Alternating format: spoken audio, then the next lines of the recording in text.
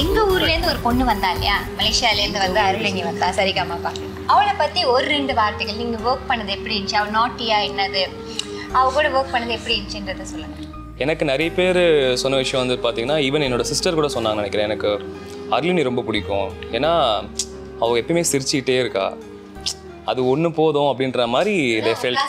யா, so பாடும்போது அந்த attitude, அந்த சிரிச்சிட்டே பாடுறது, அந்த ஆக்ஷன்ஸ், எக்ஸ்ப்ரெஷன்ஸு, இதெல்லாம் வந்துட்டு அந்த எப்படி சொல்கிறது, அவகிட்டேருந்து அந்த விஷயம்லாம் கற்றுக்கலாம். ஏன்னா அதெல்லாம் பண்ணும்போது என்ன ஆகும்னா பயம் இல்லாமல் பாடலாம். அந்த விஷயம் வந்துட்டு அவங்க அழகாக அதை மேனேஜ் பண்ணுவாங்க. ஹாப்பினஸ்னா அருளினி, அது மாதிரி இப்போது அது ஒரு டேக்லைன், ஹாப்பினஸ்னா அருளினி அப்படின்ற மாதிரியே ஆயிடுச்சு. ஸோ நாங்களாம் ஃபஸ்ட்டு எப்படிடா ஒரு பொண்ணால் இப்படி ஒரு 24/7 எப்படி சிரிச்சிட்டே இருக்க முடியும் அப்படின்னா அந்த அளவுக்கு ஒரு ஹாப்பினஸ். அவள் இப்போ மட்டும் கிடையாது, லைக் நார்மலாக சும்மா பேசும்போது கூட, நான் டவுனாக இருக்கும்போது கூட என்னாச்சு, அப்புறம் ஒரு மாதிரி குழந்தைத்தனமாக தான் பேசுவேன், அதெல்லாம் க்யூட்டாக இருக்கும். அவள் கூட சேர்ந்து நானும் பேசுவேன். அருளினி பற்றி சொல்லணும்னா ரொம்ப ஸ்வீட்டு, ரொம்ப க்யூட்டு, ரொம்ப அமைதி, இப்படியெல்லாம் சொல்லணும்னு ஆசை. அப்படியே ஆப்போசிட். சரியான வாழுத்தனம். எங்கே தான் இவ்வளோ வாழ் வச்சுருப்பான்னு தெரியாது. ஃபர்ஸ்ட் டைம் என்னை பார்க்கும்போது ரொம்ப ஹாப்பியாக ஹாய் அப்படின்ட்டு மனசார அது சிரித்து சொல்லுவாள். அவள் யார்கிட்ட இருந்தாலும் அந்த ஃபேக் ஸ்மைலே கிடையாது. ஸோ ரொம்ப நேச்சுரலாக இருக்கும், மனசார அப்படியே சிரிப்பா. எனக்கு நிறையா மலேசியன் வேர்ட்ஸ், அந்த டேர்ம்ஸ், மலேசியாவில் எப்படி வணக்கம் சொல்லுவீங்க அப்படின்னு நான் கேட்டதுக்கு அவள் சொல்லி கொடுத்தா சலாம் சஜாத்ரா. ஆமாம், சுஜாதா இல்லைம்மா, சஜாத்ரா. அவங்க சிங்கரு. சலாம் சஜாத்ரா. அப்புறம் வந்துட்டு எங்கள் 2 பேருக்கும் சண்டை இருந்துச்சுன்னா இவன் சொல்லுவான் ஐ கேன் நாட் தஹான் ரெடி. தஹான் எனிமோர். ஆமாம் ஆமாம், எனக்கும் ஃபஹம்னா புரிஞ்சுதா அப்படி. This is all about Arulini. எனக்கு ஒரு சிஸ்டர் மாதிரி. உங்களுக்கு எப்படி ஃபீல் பண்ணுது அருளினி இவங்களாம் உங்களை பற்றி சொல்லும் போது? ஹாப்பியாக இருக்குது. ஏன்னா இவங்கெல்லாம் வந்துட்டு ஒரு கான்டெஸ்டன்ஸ் மட்டும் இல்லை, எனக்கு ஃபேமிலி. Thank you so much. ஏன்னா ஒரு பொண்ணு அவ்வளோ தூரத்துலேருந்து வந்து கூட நீங்கள் எவ்வளோ அன்பாக காட்டுறது வந்து பார்க்க போனால் ரொம்ப சந்தோஷமாக இருக்குது. எனக்கே வந்து பார்க்குற மக்கள் எல்லாருக்குமே தெரியும் இவ வந்து நிறைய கஷ்டப்பட்டு இந்த இடத்துக்கு வந்திருக்கா. நீங்கள் எல்லாருமே அதுக்கு வந்து உண்மையாகவே வந்து அவளுக்கு நிறைய அன்பு கொடுத்துருக்கீங்க. ரொம்ப ரொம்ப தேங்க்ஸ்.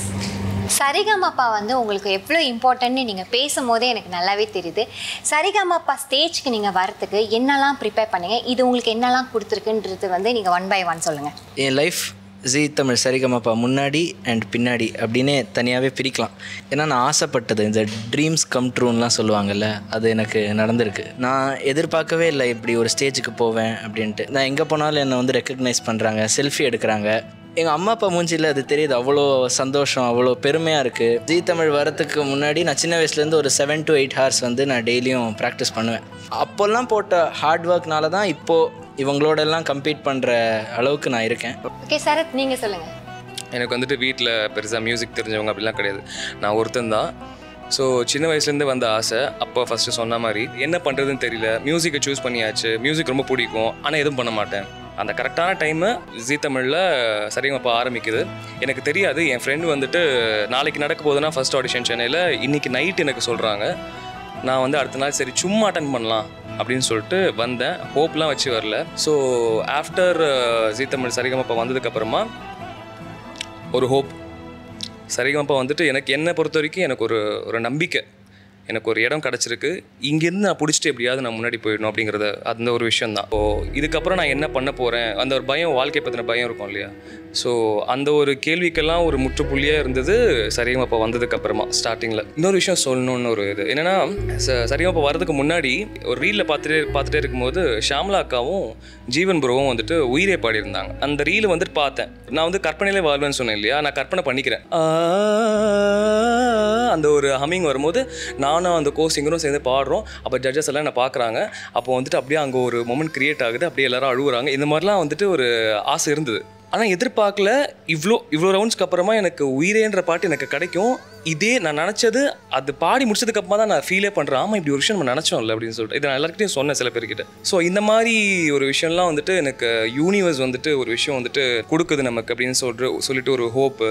சரிகமப்பா முன்னாடி கச்சேரியில் பாடுறது அந்த மாதிரிலாம் போயிட்டு இருக்கும்போ சரிகமப்பா ஆடிஷன் தேடுறாங்க அப்படின்னும் போது சரி நம்மளும் பாடுவோமே சும்மா ட்ரை பண்ணுவோம் அப்படின்னு சொல்லிட்டு ஆடிஷனில் நேம் கொடுத்து திருவள்ளூரில் தான் அட்டென்ட் பண்ணேன். லைஃப்பில் நிறைய ரியாலிட்டி ஷோஸ் போகும்போது ரிஜெக்ட்னு ஒரு டைம் வரும்போது ரிஜெக்ட் ஆகிடும். அப்போ இங்கே இந்த சரிகமப்பா வந்து செலக்ட்னு கேட்கும்போது செலக்ட் ஓ அப்படின்ற ஒரு இதுதான், அது ஒரு போதை, ஒரு அது மாதிரி வாவ் என்னடா இது செலக்ட் ஆகிட்டே இருக்கோமே நம்மளும் ஒரு நல்ல சிங்கர் போலே அப்படின்ற மாதிரி. ஸோ அதெல்லாம் ரொம்ப ஹாப்பி. ஸோ சரிகமப்பாக்கு முன்னாடி எப்படி இருந்ததோ லைஃப், சரிகமப்பாக்கு அப்புறம் ரொம்பவே ஹாப்பியாக ஜாலியாக சூப்பராக போயிட்டுருக்கு.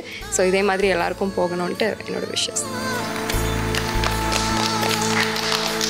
சரத், கொஞ்சம் முன்னுக்கு நீங்கள் சொன்னீங்க இல்லையா உங்களுக்கு ஒரு மாதிரி டேஜா வந்துச்சு, அந்த ரீல் வந்து பார்த்து ரியல் ஆனிச்சு, எல்லாரும் வந்து அது மாதிரி ஃபீல் பண்ணாங்கன்ட்டு. அந்த ஹம்மிங் வந்து எங்களுக்கு பண்ணி காட்டுறீங்களா?